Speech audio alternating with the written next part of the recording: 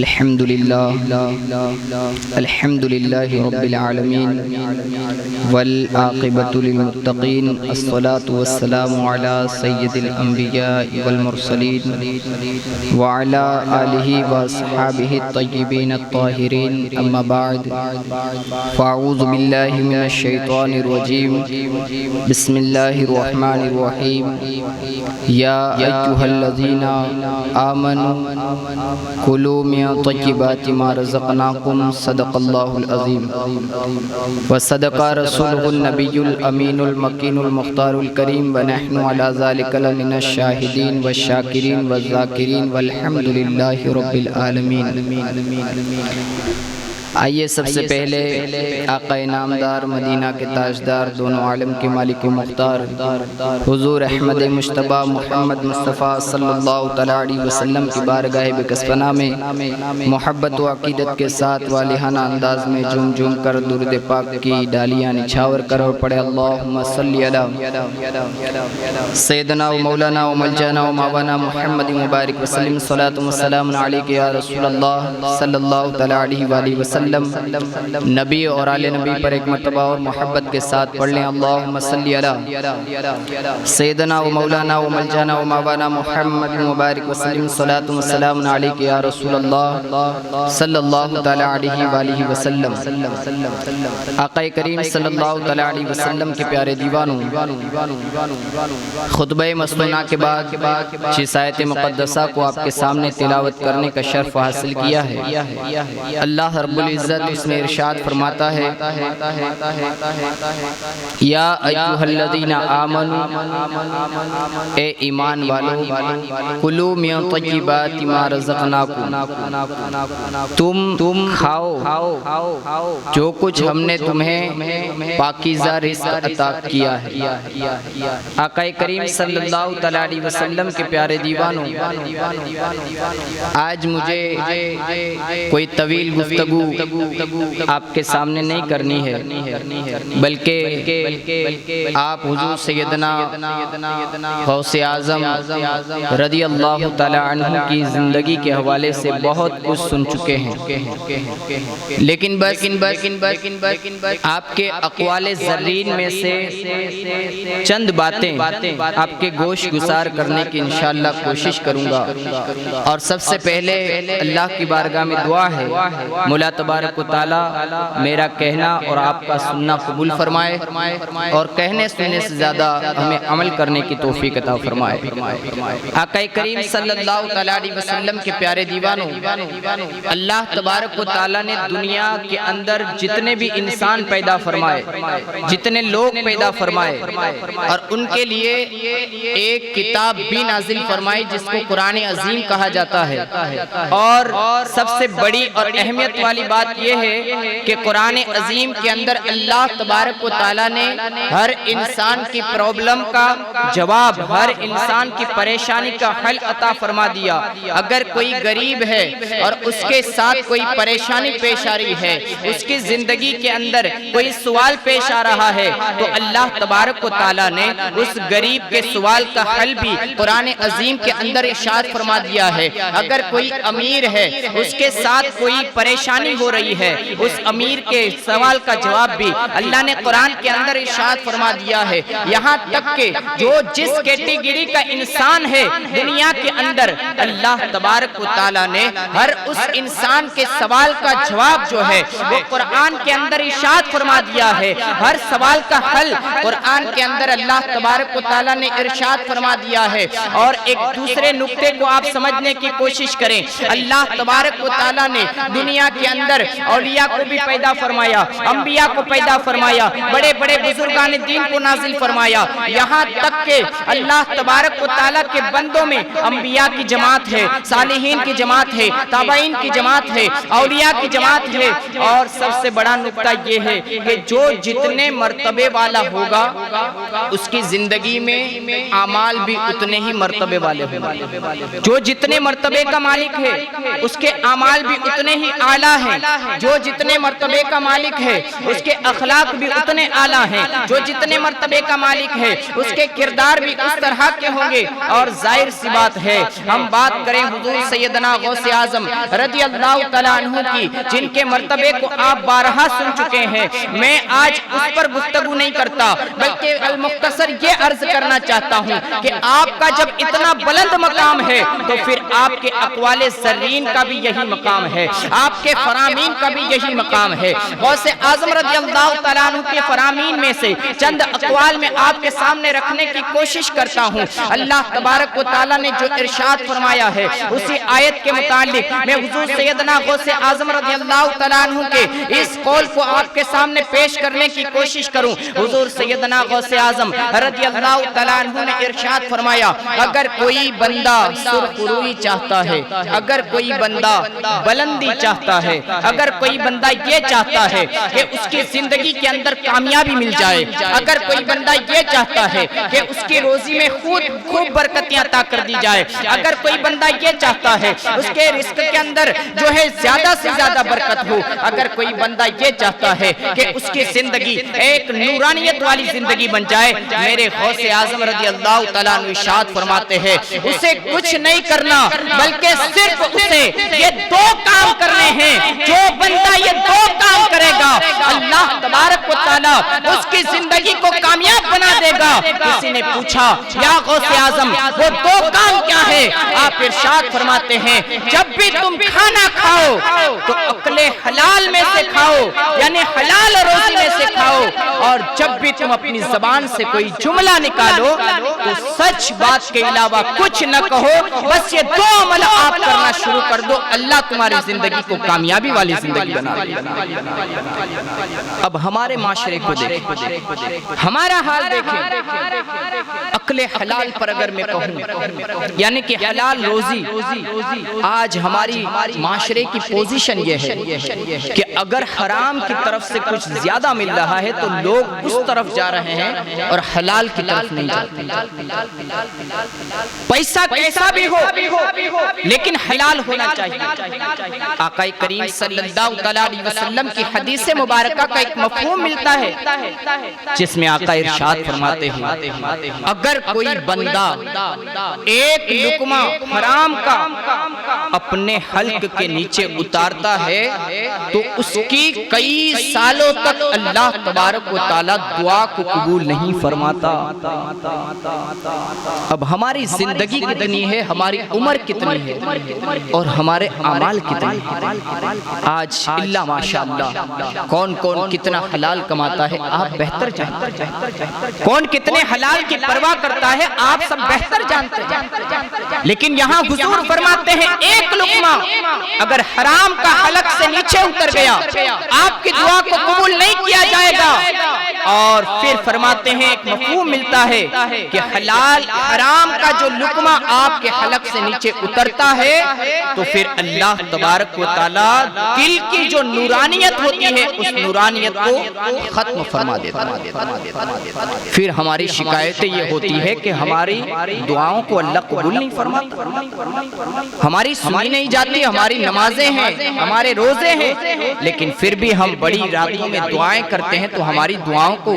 قبول نہیں کیا جاتا۔ ہم دیکھیں ہماری جو روزی جو رزق ہم حاصل کر رہے ہیں وہ حلال کا ہے یا نہیں، اس بات پر ہمیں توجہ دینے کی ضرورت ہے۔ المختصر ایک میں حکایت آپ کے سامنے رکھوں، آپ نے نام سنا ہے حضرت سیدنا حسن بصری رضی اللہ تعالیٰ عنہ جو بہت بڑے مرتبے کے مالک ہیں۔ حضرت حسن بصری رضی اللہ تعالیٰ عنہ نے ایک مرتبہ حضرت رابعہ عدویہ کو دعوت پیش کی کہ آپ کی ہمارے گھر پر کھانے کی دعوت، آپ دعوت پر لبیک کہتے ہوئے گھر پہ آ گئے، اور اس وقت حضرت حسن بصری رضی اللہ تعالیٰ عنہ نے گوشت اپنے گھر پر بنوایا تھا اور اسی گوشت کا سالن اور جو کچھ بھی تھا وہ حاضر کی۔ حضرت رابعہ جو وقت کی ایک ولیہ ہے جس کا ذکر آپ نے بارہا سنا ہے، ایک عورت ہے، لیکن حضرت رابعہ عدویہ جب کھانے پر دسترخوان پر بیٹھتی ہے اور جب ایک نظر سالن کی طرف، گوشت کے سالن کی طرف جب ایک نظر ڈالتی ہے تو آپ فوراً بولتی ہے کہ میں یہ کھانا جو ہے یہ نہیں کھا سکتی، اس لیے کہ یہ کھانا میرے لائق نہیں ہے۔ آپ فرماتی ہیں یہ کھانا میرے لائق نہیں ہے۔ حضرت حسن بصری کا مرتبہ بہت اونچا ہے، آپ اللہ تبارک و تعالیٰ کے بہت عظیم المرتبت ولی کامل ہیں، لیکن حضرت حسن بصری جب اس بات کو سنتے ہیں تو تعجب خیز نظروں سے دیکھتے ہیں کہ رابعہ ادویہ یہ فرما رہی ہیں کہ میرے لائق نہیں گوشت۔ اللہ اکبر، آپ فکر مند ہو جاتے ہیں اور پھر آپ جو ہے یہ کہتے ہیں کہ اس گوشت میں کیا خرابی ہے؟ میں نے جس سے لیا ہے وہ میرا خادم ہے، وہ جہاں سے لایا ہے وہ قصاب ہے، اور بس حلال طریقے سے یہ ذبح ہوا ہے اور یہاں تک پہنچا ہے، کیا خرابی ہو سکتی ہے؟ آپ نے پھر اس کی تحقیق کرنا شروع کیا۔ المختصر قصاب کے پاس گئے، قصاب نے سارے سوالات کیے، حضرت حسن بصری نے کہاں سے لایا، کیا ہوا، حلال طریقے سے لیا، کسی کا چوری تو نہیں کیا؟ اس نے جواب دیا نہیں، ایسا کچھ نہیں ہے، میں نے اس کو قیمت ادا کر کے لیا ہے اور پھر اس کے بعد میں نے حلال طریقے سے ذبح کیا ہے، پھر آپ کے خادم کو میں نے بیچا ہے، اس میں کوئی، جہاں تک میرا معاملہ ہے تو میں نے اس میں کوئی خیانت نہیں کی۔ یہ قصاب کا جواب۔ اس کے بعد آپ نے کہا کہ تو نے کس کے پاس سے خریدا؟ اب قصاب اس آدمی کا پتہ دیتا ہے، اس آدمی کے پاس حضرت حسن بصری رضی اللہ تعالیٰ عنہ پہنچتے اور اس آدمی کے پاس پہنچنے کے بعد اس سے کہتے ہیں کہ تو نے جو جانور فلاں قصاب کو بیچا تھا اس کی اس نے قیمت ادا کی تھی؟ کہا ہاں۔ کہا تو وہ تیرے پاس جو تھا تو نے چرایا تھا؟ کہا نہیں، بالکل یہ میرا خود کا تھا اور میں نے اسے پال پوش کر پھر جو اس کو قیمت کے عوض میں اس قصاب کو بیچا۔ کہا جب اتنی صاف، جب یہ راستہ صاف ہے اور ساری باتیں جب کلیئر ہیں تو حضرت رابعہ ادویہ کیوں کہہ رہی ہیں کہ یہ گوشت میرے لائق نہیں ہے؟ وجہ کیا؟ جب یہ بات کہی اس آدمی کے سامنے حضرت حسن بصری نے، تو حضرت حسن بصری رضی اللہ تعالیٰ عنہ سے وہ آدمی کہتا ہے جب حضرت رابعہ ادویہ نے یہ بات کہی ہے کہ یہ میرے لائق نہیں ہے تو حضرت رابعہ نے سچ کہا ہے۔ کہا کیسے سچ کہا ہے؟ کہا بات یہ ہے کہ یہ جانور میرا ہے، میں نے بیچا تھا، اس نے صحیح طرح ذبح کیا تھا، لیکن بات دراصل یہ ہے کہ یہ میرا جو جانور تھا، یہ جو چارہ چرتا تھا، اس میں سے ایک مرتبہ ایسا واقعہ پیش آیا تھا کہ اس جانور نے کسی دوسرے کے کھیت میں جا کر ایک مرتبہ، صرف ایک مرتبہ دوسرے کے کھیت سے گھاس چر لیا تھا۔ حضرت رابعہ نے جو کہا ہے کہ یہ گوشت میرے لائق نہیں ہے، اس کی یہی وجہ ہے کہ بغیر اجازت میرے جانور نے کسی دوسرے کے کھیت سے چارہ کھا لیا۔ اللہ اندازہ لگائیں، ذرا غور کریں کہ کتنا خیال ہے، کتنی پہنچ ہے، حلال اور حرام کی کتنی تمیز۔ جب اس طرح سے یہ بات سنی تو آپ کو سمجھ میں آ گیا کہ حقیقت میں حضرت رابعہ ادویہ جو ہے یہ بہت اونچے مرتبے کی مالک۔ اور پھر آپ نے یہ واقعہ سنا ہے کہ جب حضرت ابراہیم بن ادہم کعبہ شریف کا طواف کرنے کے لیے اور زیارت کرنے کے لیے جب جا رہے تھے گھر سے، اور قدم قدم پر 2 رکعت نفل نماز پڑھتے تھے، اور ایک روایت کے مطابق آپ 14 سال کے اندر وہاں پہنچے، اور جب وہاں پہنچے تو آپ نے کیا دیکھا؟ کعبے کے لیے آئے ہیں، زیارت کعبہ کا اتنا سفر کیا ہے لیکن کعبہ تو نظر نہیں آتا، کعبہ سامنے دکھ نہیں رہا۔ آپ نے اللہ کی بارگاہ میں عرض کیا، اے مولا تبارک و تعالیٰ، جس کعبے کی زیارت کے لیے میں اتنے اہتمام کے ساتھ آیا ہوں وہ کعبہ تو مجھے نظر نہیں آتا، اس کعبے کی مجھے زیارت نہیں ہو رہی ہے۔ اللہ تبارک و تعالیٰ نے ارشاد فرمایا، اے ابراہیم بن ادہم، جس کعبے کی زیارت کے لیے تو اتنے اہتمام کے ساتھ آیا ہے وہ کعبہ آج ایک ایسی شخصیت کے استقبال کے لیے گیا ہے کہ جو تجھ سے بھی زیادہ مقام رکھتی ہے، تجھ سے بھی زیادہ مرتبہ رکھتی ہے۔ پوچھا گیا، اے مولا ایسی شخصیت کون سی ہے؟ اللہ تبارک و تعالیٰ نے ارشاد فرمایا، وہ کوئی اور نہیں بلکہ وہ ذات بابرکت جو ہے وہ حضرت رابعہ بصریہ کی ذات جس کے استقبال کے لیے کعبہ خود چل کر جائے. اللہ اکبر. جب حلال و حرام کی تمیز کسی کے اندر پیدا ہو جاتی ہے تو پھر کعبہ خود چل کر ان کے استقبال کو جاتا ہے. اس لیے میں آج کے اس پیغام کے اندر یہی آپ سے کہوں گا, ہمیشہ حلال حلال روزی کمائیں, حلال کھائیں, اور جب حلال کھائیں گے حلال کمائیں گے تو پھر آقا کریم صلی اللہ علیہ وسلم حدیث پاک میں ارشاد فرماتے ہیں کہ جو بندہ ایک حلال کا لقمہ اپنے حلق سے نیچے اتارتا ہے, اللہ تبارک و تعالی اس لقمے کے اس کے پیٹ کے اندر پہنچنے کے ساتھ ساتھ ایک روشنی اور ایک نور کو پیدا فرما دیتا ہے. حلال کی یہ برکت. جب حلال اپنے پیٹ کے اندر جائے گا تو پھر کیا ہوگا, آپ کا دل نمازوں میں لگے گا, ہمارا دل مسجدوں کی طرف مائل ہوگا, ہمارا دل نیکیوں کی طرف مائل ہوگا, ہمارا دل جو ہے وہ نیک کام کرنے کی کوشش کرے گا. اور جب حلال کی طرف ہم آگے بڑھتے جائیں گے تو پھر یہ شکایتیں بھی ختم ہو جائیں گی کہ ہماری دعاؤں کو قبول نہیں کیا جاتا, بلکہ آقا ارشاد فرماتے ہیں, حضرت سعد رضی اللہ تعالیٰ عنہ آتے ہیں اور آ کر کہتے ہیں یا رسول اللہ صلی اللہ علیہ وسلم, میں آپ سے ایک بات عرض کرنا چاہتا ہوں. کہا کیا ہے, کہو. آقا کے سامنے حضرت سعد رضی اللہ تعالیٰ عنہ عرض کرتے ہیں یا رسول اللہ صلی اللہ علیہ وسلم, میں آپ سے ایک دعا کے لیے عرض کرتا ہوں. کہا کیا دعا کرنی ہے. انہوں نے عرض کیا آپ دعا فرما دیجئے کہ اللہ تبارک و تعالی مجھے مستجاب الدعوات بنا دے. مستجاب الدعوات کا معنی ہے کہ جو بھی دعا کرے وہ اللہ قبول فرمائے, کسی بھی دعا کو رد نہ فرمائے. تو آپ میرے لیے حضور دعا فرما دیں کہ اللہ تبارک و تعالی مجھے مستجاب الدعوات کا مرتبہ عطا فرما دے. اب سنیں سوال کتنا بڑا سوال, بہت بڑا سوال, لیکن میرے آقا کا ارشاد سنیں. میرے آقا کریم صلی اللہ علیہ وسلم حضرت سعد رضی اللہ تعالیٰ عنہ سے ارشاد فرماتے ہیں اے سعد, تم یہ چاہتے ہو کہ مستجاب الدعوات بن جاؤ, دوسرا کچھ نہ کرو, بس تم ہمیشہ کے لیے اکل حلال کا اہتمام کرو, حلال روزی کھایا کرو, اللہ تبارک و تعالیٰ تمہیں مستجاب الدعوات بنا دے. پتہ چلا کہ عمل بہت چھوٹا ہے, لیکن نیت اگر آپ کی ہے تو آپ یہ عمل ضرور کر سکتے ہیں. اس لیے حضور غوث اعظم نے ارشاد فرمایا, ایک مرتبہ کسی نے سوال کر لیا, غوث اعظم رضی اللہ تعالیٰ عنہ آپ کا یہ جو مقام اور مرتبہ اتنا بڑا اللہ تبارک و تعالیٰ نے جو بنا دیا, آپ کو اتنا مقام ملا, تو اس کے پیچھے کیا راز ہے. آپ نے مختصر میں یہی فرمایا کہ میں نے ہمیشہ حلال روزی کا اہتمام کیا,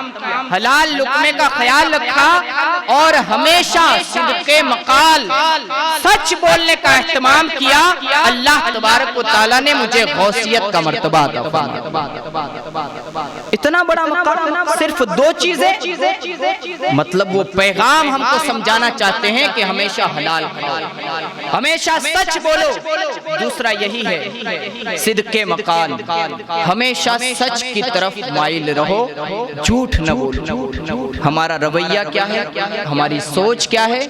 اگر کسی مالدار سے, کسی بزنس مین سے, کسی تاجر سے پوچھا جائے, کہا جائے, نصیحت کی جائے کہ آپ ہمیشہ سچ بولیں, تو اس کی شکایت اور جواب یہ ہوتا ہے کہ اگر ہم سچ بولنا شروع کر دیں گے تو ہم تجارت میں کامیابی حاصل نہیں کر سکتے. اللہ اکبر, یہ غلط رویہ ہے, غلط سوچ ہے. ارے قرآن سچ فرماتا ہے یا ہماری سوچ صحیح ہے؟ قرآن صحیح ہے اور قرآن یہ کہتا ہے, حضور نے یہ فرمایا, غوث اعظم یہ فرماتے ہیں کہ اگر تم سچائی کے ساتھ رہو گے اللہ تبارک و تعالیٰ تمہیں کامیابی عطا فرمائے۔ ہمیشہ سچ بولے اور سچائی کی بھی یہی حقیقت ہے۔ جب آدمی جھوٹ بولتا ہے تو آقا کریم صلی اللہ علیہ وسلم حدیث پاک میں ارشاد فرماتے ہیں، جس کا مفہوم یہ ہے کہ جب کوئی بندہ جھوٹ بولتا ہے تو اس کے ارد گرد اللہ کے رحمت کے فرشتے جو ہوتے ہیں وہ اس کے ایک جھوٹ بولنے کی وجہ سے 70 میل دور چلے جاتے ہیں۔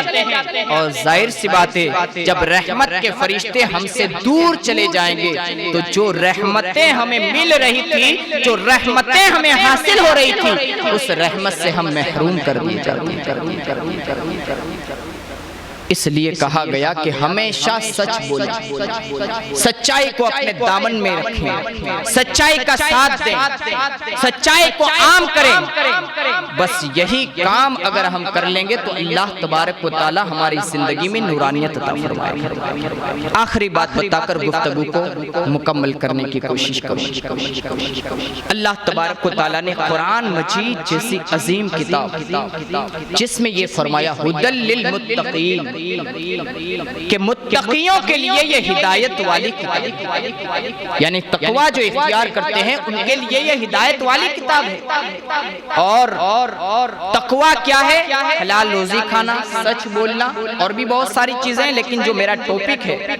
اس پر میں اگر آپ کو بتاؤں، اور اللہ تبارک و تعالیٰ کی راہ میں خرچ کرنا۔ حضور سیدنا غوث اعظم رضی اللہ تعالیٰ عنہ کی بارگاہ میں ایک شخص حاضر ہوتا ہے اور حاضر ہونے کے بعد عرض کرتا ہے، غوث اعظم آپ کی دنیا کے اندر تمنا کیا ہے؟ دیکھیں جس شخصیت کے ہم ماننے والے ہیں، جن کے نام پر ہم جہان نچھاور کرتے ہیں، جن کے نام کی ہم محفلیں سجاتے ہیں، جن کے نام کے ہم نعرے لگاتے ہیں، ان کی زندگی میں تمنا کیا ہے اس کو نوٹ کریں اور اس کو اپنی زندگی میں پیدا کرنے کی کوشش کریں، شامل کرنے کی کوشش کریں۔ حضور سیدنا غوث اعظم فرماتے ہیں کہ دنیا کے اندر میری یہ خواہش ہے، میری یہ تمنا ہے کہ اللہ تبارک و تعالی مجھے اتنی دولت عطا فرمائے، اتنا مال عطا فرمائے کہ وہ مال اور دولت رکھنے کے لیے میرے پاس جگہ بھی نہ ہو، اتنی دولت عطا کرے اور میں اللہ تبارک و تعالی کے نام پر وہ ساری کی ساری دولت غریبوں میں تقسیم فرمائے۔ یہ غوث اعظم رضی اللہ تعالیٰ عنہ کی دنیا میں تمنا ہے۔ گویا اگر ہم سمجھیں اور دل میں بسائیں تو حضور غوث اعظم کا ہم غلاموں کو یہ میسیج ہے، یہ پیغام ہے کہ ہمیشہ یہ نیت رکھو کہ ہم جتنا بھی اللہ کے نام پر سخاوت کریں گے، جتنی بھی اللہ کے نام پر سخاوت کریں گے، اللہ تبارک و تعالی اس سے بھی زیادہ ہمیں دولت عطا فرمائے۔ لہٰذا ہم جتنے حضور غوث اعظم کے چاہنے والے ہیں، جتنی محفلیں سجاتے ہیں، جتنا ان کے نام سے نیاز کرتے ہیں، بہت اچھا کام کرتے ہیں، لیکن کبھی نہ کبھی ہمیں اس بات پر غور کرنا ہے کہ ہم حضور غوث پاک کی زندگی کو بھی پڑھیں، حضور غوث پاک کی عادتیں پڑھیں، حضور غوث پاک کے اقوال زرین پر عمل کریں، حضور غوث اعظم کے اقوال زرین کو اپنی زندگی میں شامل کریں، اس لیے کہ حقیقت میں جو حق ہے ان کی محبت کا، وہ حق صرف یہ نہیں ہے کہ ہم نیاز نذرانہ کر دیں، بلکہ حقیقت میں جو ان کی محبت کا حق ہے وہ یہ ہے کہ جس طرح سے انہوں نے زندگی کو گزارا ہے اسی طرح سے ہم بھی زندگی کو گزارنے کی کوشش کریں۔ اللہ تبارک و تعالیٰ کی بارگاہ میں دعا ہے، مولا تبارک و تعالیٰ ہمیں کہنے سننے سے زیادہ عمل کرنے کی توفیق عطا فرمائے۔ بیان میں آمدن سہوا لفظاً کوئی غلطی ہو اللہ اپنے فضل و کرم سے اسے معاف فرمائے۔ مولا تبارک و تعالیٰ ہمیں نمازی بنائے اور ہمیں ساری باتوں پر عمل کرنے کی توفیق عطا فرمائے۔ آمین وآخر دعوانا ان الحمد للہ رب العالمین۔